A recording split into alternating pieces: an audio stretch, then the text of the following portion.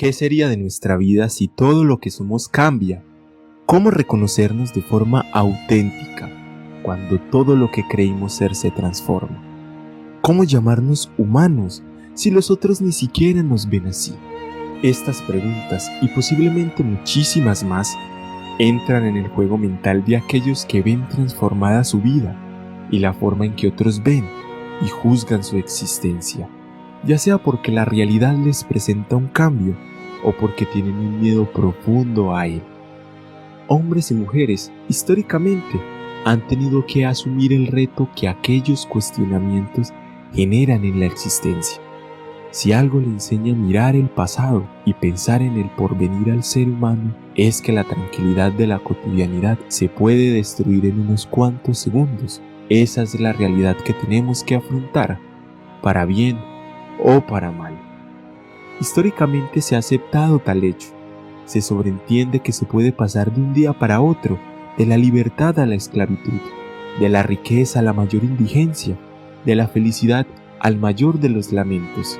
Y aunque los azares del destino, el capricho de la fortuna, la mano divina o simplemente la suerte tienen evidentemente algo que ver, no se deja de lado la responsabilidad que tiene cada alma en la construcción de su propio futuro, y que elementos tan humanos como la curiosidad puede darnos las mayores de las alegrías o la experiencia de las más grandes tragedias. En la antigüedad, una obra conocida por el título de La Metamorfosis o El Asno de Oro del escritor del siglo II de nuestra era, denominado Apuleyo, trata precisamente este tema.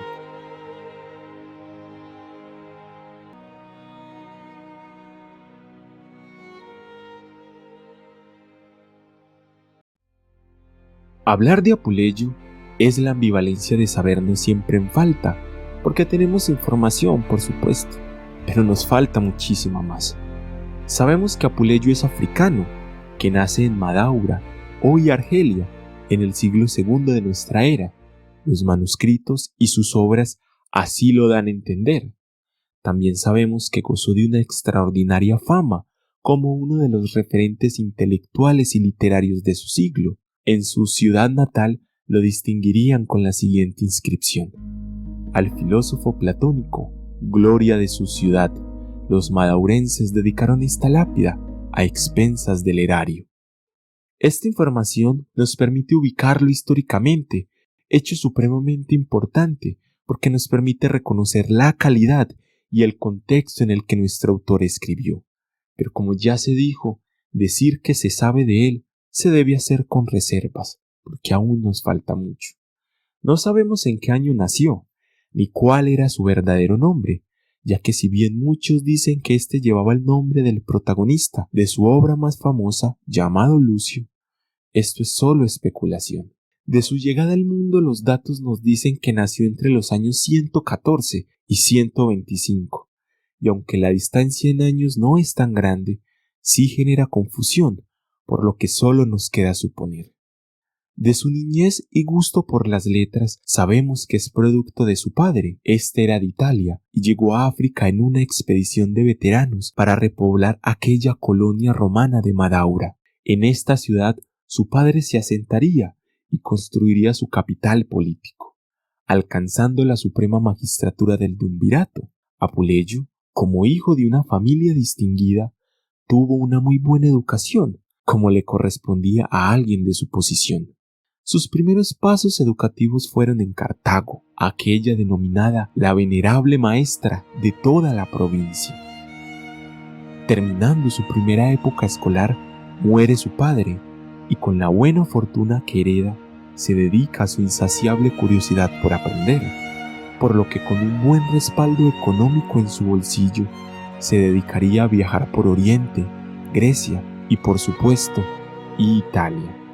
Son estas épocas en las que nuestro autor estudiaría en la ciudad madre de la filosofía clásica, Atenas, donde perfeccionaría su educación y su identidad intelectual como sofista y literato romano.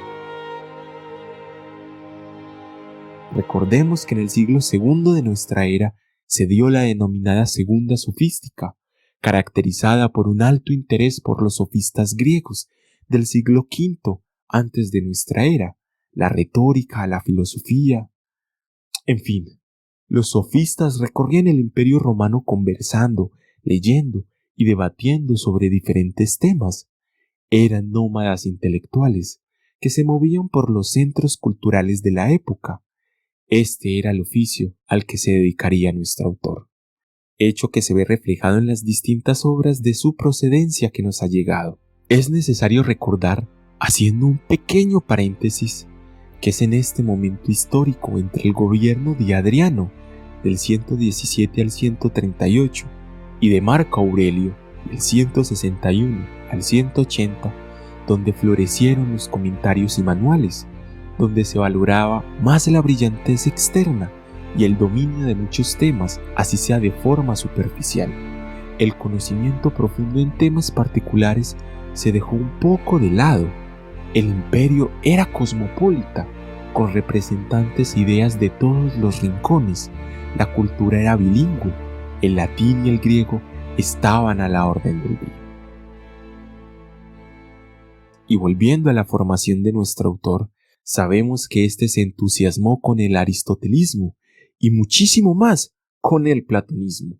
Además conoció distintos cultos mistéricos del mundo grecolatino, por amor a la verdad y por piadoso deber con los dioses, según sus propias palabras. Sus principales confesiones fueron los cultos de Isis y Osiris, hecho que se ve en lo presentado en sus obras, material principal para la construcción de su biografía.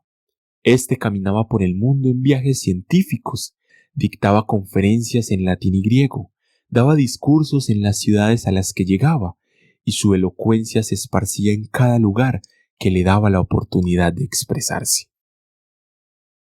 Afortunadamente, algunos de estos trabajos han sobrevivido.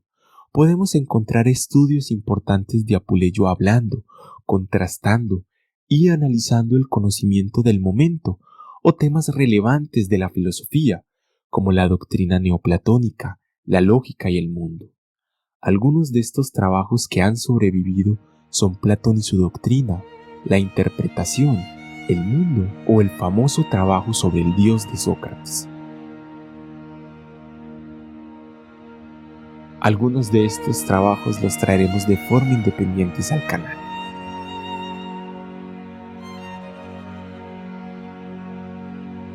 También hay que decirlo, se han perdido muchísimas obras.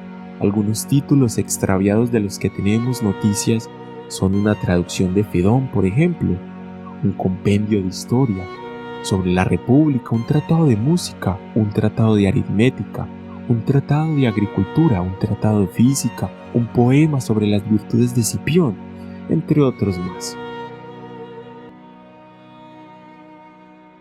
Una de las preguntas que quedan al indagar sobre Apuleyo y sus obras es precisamente por qué éste escribió de la forma tan particular en que lo hizo. A esto, Cristóbal Macía Villalobos, comentador de su obra filosófica, dice algo bastante interesante. Respecto a las razones que pudieron animarle a cultivar la filosofía, además del afán de saber qué le llevó a escribir obras de géneros y temáticas tan diversas, la crítica ha sugerido tres. Primero, su deseo de familiarizarse con la filosofía griega a través del inestimable ejercicio de traducción y composición en otra lengua. Segundo, ese afán por acercar a sus contemporáneos las ideas de Platón y otros filósofos de manera más fácil que el manejo directo de los originales. Y tercero, hacer gala en sus discursos de su elevada erudición, sirviéndose de la temática filosófica. Su vida discurriría entre las letras y los misterios divinos, como hemos podido ver, hasta su regreso a África, donde tendría que ejercer uno de los procesos que seguramente impactarían de manera más fuerte la obra que hoy trabajamos. Nos referimos al proceso de apología o de la magia, único discurso judicial de la latinidad imperial que nos ha llegado. Esta obra relata la defensa de Apuleyo cuando se le acusó de utilizar magia para engatusar a una viuda. ¿Cómo se llegó a este caso? a todas luces surrealista. Todo comenzó en un viaje a Alejandría, donde Apuleyo se enfermó y un viejo amigo suyo llamado Ponciano lo invitó a alojarse en la casa de su propia madre para que éste pudiera recuperar su salud de manera más eficaz con el buen cuidado de alguien que lo trataría como su propio hijo. Apuleyo aceptaría y llegaría a la casa de Pundetila, rica viuda y madre de su amigo. El cuidado rápidamente se convertiría en una gran amistad y de forma mucho más rápida en amor. Así nacería entre Apuleyo y la madre de su amigo Pudentila un matrimonio. Pasa el tiempo y desafortunadamente Poncino muere. El hermano de este, llamado Pudens, acusa a nuestro autor de haber embaucado a su madre utilizando el arte de la magia. He aquí el origen de la obra mencionada anteriormente. Posterior a esta autodefensa, es poco lo que sabemos de Apuleyo, más allá de los datos sueltos que podemos encontrar, como que ganó muchísima fama en la ciudad de su primera educación, en la que vivió el resto de sus días. También que fue sacerdote y que vivió hasta una edad bastante avanzada, muriendo probablemente en el reinado de Marco Aurelio. De lo que sí podemos estar seguros es que su inspiración para escribir siempre lo acompañó. El Asno de Oro, próxima obra que traeremos al canal, es prueba de ello, ya que fue una de las últimas que su pluma produjo. Tenemos un espíritu viajero, conozcamos un espíritu inquieto, curioso e interesado por aprender sobre el mundo y la vida. Hasta aquí una bibliografía corta de Apuleyo. Próximamente al canal traeremos la Metamorfosis para que conozcas la obra más famosa de este autor. Si te has quedado hasta aquí y te ha gustado el video, dale me gusta, suscríbete al canal para continuar descubriendo sobre lo perdido en la historia y si tienes algo que agregar, déjalo en la caja de comentarios. Recuerda, la bibliografía se encuentra en la descripción del video. Muchas gracias por acompañarnos y hasta una próxima ocasión. Hasta luego.